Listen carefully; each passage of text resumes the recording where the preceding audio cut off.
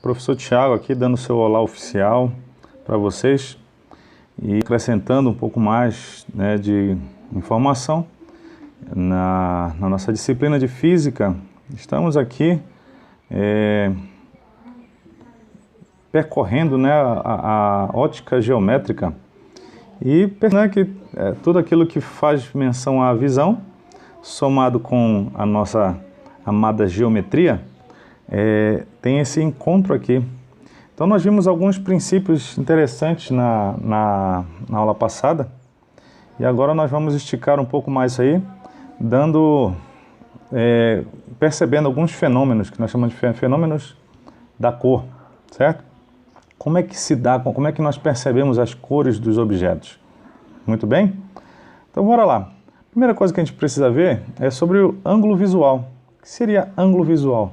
Bom, aqui nós estamos representando o ângulo visual pela letra θ. Tá vendo aquele indivíduozinho ali tentando visualizar aquele lápis. Então esse ângulo através do qual nós enxergamos o tamanho das coisas, né?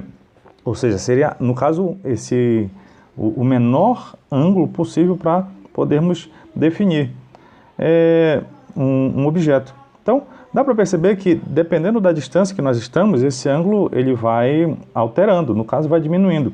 Como você está vendo aí, o tamanho desses postes ao longo de uma estrada, ou então a distância entre os trilhos de um trem. Então, devido ao ângulo visual que nós estamos, né, a gente vai percebendo que os postes vão parecendo menores. Ou, por que não dizer, é como se os trilhos eles se encontrassem num ponto lá no infinito. Então nós temos um ângulo limite visual, que seria o menor ângulo pelo qual nós podemos ver o tamanho desse objeto. Alguns definem esse ângulo como sendo, esse ângulo limite, né, como sendo de um minuto. Um minuto, deixa eu colocar aqui. Não é minuto de tempo, não. É 1 minuto, é de grau. Então é você pegar 1 grau e dividir em 60 partes. Ou então pega o ciclo trigonométrico, 360 graus, e divide em 360 partes. Aí você tem 1 minuto. Perdão, 1 grau. Então você precisa dividir esse grau em 60 partes de novo para ter 1 minuto. Certo? Essa seria a ideia de ângulo visual. E dependendo da distância que nós estamos de um objeto, nós temos uma angulação. Temos aqui que nós chamamos de câmara escura, de orifício. O tataravô da máquina fotográfica. É uma caixa, né, de paredes opacas e tem um pequeno orifício. Está vendo ali o ponto O? No centro de uma das faces. Então, em todo objeto ele emite luz, né, seja direta ou indireta. Então imagina que nós temos aquele objeto luminoso, né, a gente não está questionando se ele é primário ou secundário. Então é colocado na frente desse orifício. Então é possível formar uma imagem no fundo dessa caixa. E vai ser uma imagem de cabeça para baixo, vamos dizer assim, né, menor, né, e justamente por causa dessa propriedade da propagação retilínea da luz. Então sai um raio de luz ali do topo da vela, do ponto M, passa pelo orifício e forma no fundo dessa caixa, dessa câmara escura, né? Da mesma forma o pé da vela, né? A base. Então nós temos uma seguinte proporção. Se nós temos o tamanho da vela, do objeto, esse segmento MN, a M' e N' seria vai ser o tamanho da imagem.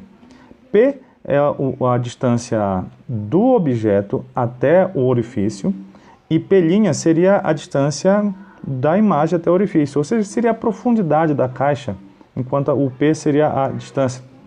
Nós conseguimos, por semelhança, já que a gente está mexendo com geometria, falar que esse segmento MN é proporcional ao M', N', assim como o P, que é a distância do objeto, ou seja, a altura do objeto, a altura da imagem, distância do objeto, distância da imagem, certo? Então, essa seria a equação, vamos dizer assim, né, da câmara escura.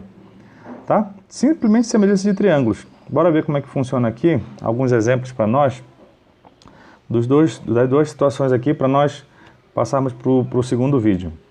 Primeiro diz assim, um observador vê o tamanho de um poste sobre um ângulo visual de 45 graus. Então, dali de onde ele está, ele vê tanto a base quanto o topo. Aproximando-se 5 metros do poste, ele passa a vê-lo sob um ângulo de 60 graus. Tá? Então, viu que ele aproximou 5 metros?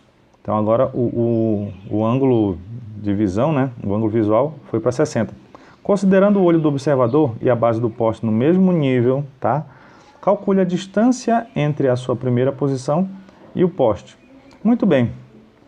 Nós vamos formar alguns triângulos aqui. Tá vendo que eu tenho um O1, BA, certo?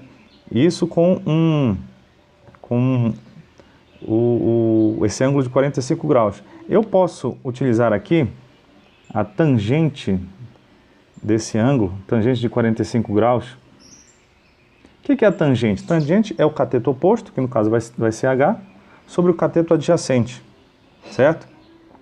Que eu ainda não sei esse valor. Eu vou chamar de X, todo esse valor. Tá? Olha, aqui na imagem até ajuda. Tá? X. Muito bem, a tangente de 45 é 1. Então, daqui eu consigo tirar que H igual a X, ou X igual a H. Segura essa informação aí. Do segundo triângulo, o O2BA, eu também vou utilizar tangente. Então, tangente de 60 graus vai ser o cateto oposto, H, sobre o cateto adjacente. No caso, se tudo era X e ele andou 5, aquele parte final vai ficar X menos 5. Certo? Eu quero H. Então, eu já sei que H, ou X, é igual a H. Tangente de 60 graus, se você precisar lembrar, é raiz de 3, H. Onde tiver X, eu posso H, por causa dessa igualdade ali do balãozinho. Muito bem. Passo esse H menos 5 multiplicando, então vai ficar raiz de 3 que multiplica H menos 5, que é igual a H. Certo? Bom, fazendo todo esse malabarismo, e que seria o quê? Multiplicar esse raiz de 3 por H,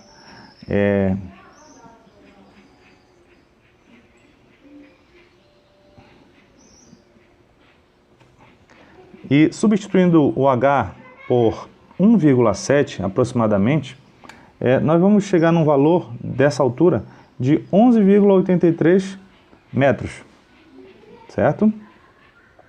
Aqui é mais a matemática aqui para se preocupar. Ele pede também É verdade, ele queria a distância. Eu já acabei descobrindo a letra B, né, que é a altura do poste. Que ele queria saber a distância entre a primeira posição e o poste, ou seja, ele queria o valor de X. Mas X também é o mesmo valor, né? Então, tanto a distância quanto a altura do poste é 11,83, por causa daquela igualdade ali do balãozinho, né? Beleza, matamos a questão. Tá? Bom, a segunda diz assim: uma caixa de sapatos é usada para construir uma câmara escura de orifício. No lugar da tampa é fixado um recorte de folha de papel vegetal, lá no fundo, tá? E na face oposta a ela, no fundo da caixa, faz-se um orifício com um prego. Então, aqui não ficou a figura da caixa, tá? Mas depois eu faço para vocês. A câmera é colocada em pé, sobre uma mesa, em um quarto escuro, e a 40 centímetros da face com o orifício, põe-se uma vela acesa de 12 centímetros de altura. Sendo 18 centímetros a profundidade da caixa, determine o tamanho da imagem formada na tela, entre aspas, de papel vegetal. Bom, a caixa estaria bem aqui, ó, tá? Essa seria a nossa câmara escura. Muito bem. Então aqui a gente consegue perceber que eu tenho a distância, a câmera é colocada em pé sobre uma mesa, em um quarto escuro, e a 40 centímetros põe-se uma vela. Então a posição do objeto é 40 centímetros. A vela tem 12 centímetros de altura. 18 centímetros é a profundidade da caixa, ou seja, a pelinha 18 centímetros. Ele quer saber o tamanho da imagem, ou seja, ele quer o valor de I. Bom, é só fazer uma proporção aqui. Então, essa altura da imagem vai estar para a altura do objeto, assim como a distância da imagem, tá vendo? Eu comecei pela imagem, então eu termino pela imagem. A semelhança é assim, a gente só precisa repetir os padrões. Muito bem. Então, I sobre 12, P' é 18 e P é 40. Bom, percebeu que eu não fiz nenhuma transformação, porque está tudo em centímetro, certo? Você vai multiplicar isso aqui cruzado, ou não, né? Ou você só faz isso aqui, olha. Passa esse 12 que está dividindo, passa multiplicando, fica 12 vezes 18 sobre 40. E aqui a minha imagem vai ficar 5,4 centímetros, certo? Ela vai ficar invertida, já percebemos que ela é menor, essa que é a câmera escura é assim. Então, uma pessoa é grande, a foto sai pequena, né? Então é assim que vai aparecer na telinha lá, tá bom? Bora dar uma olhada agora, depois do intervalo, no segundo vídeo. Até daqui a pouco.